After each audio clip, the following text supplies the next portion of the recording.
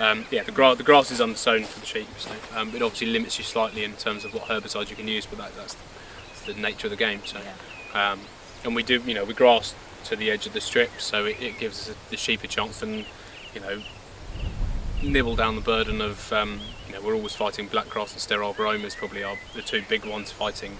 If you get a huge lump of that, then it isn't going to help the broadleaf weeds either. So, so we're always constantly battling that. So, hence why we try and graft to the edge. So, I'd love to stick some more herbal lays within it, but it means you're very, very, very limited then in terms of what you can do.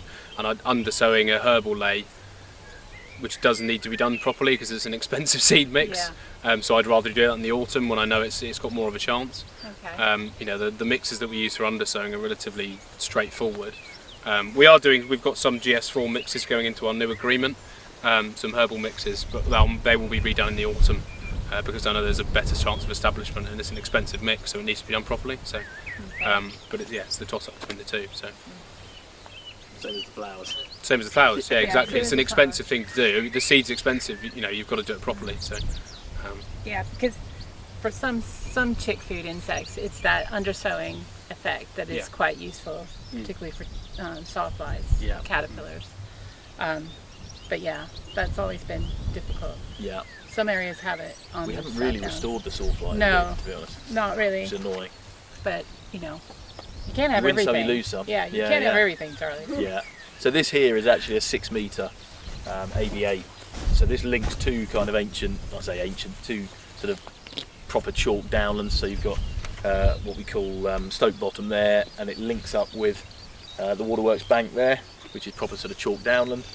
So this winds for, must be at least a mile, probably 1.2 miles all the way, and we replace it every few years as and when it needs it. It's actually it's gone a bit mono now with oxide daisies, but we're actually going to this was like a traditional sort of pollen and nectar mix, so it was very much sort of agricultural vetch and agricultural clovers and all the rest of it. But the new mix that we're going to be using is from Emmersgate Seeds, and it's about probably nearly £6,000 a hectare, Conor, something like that.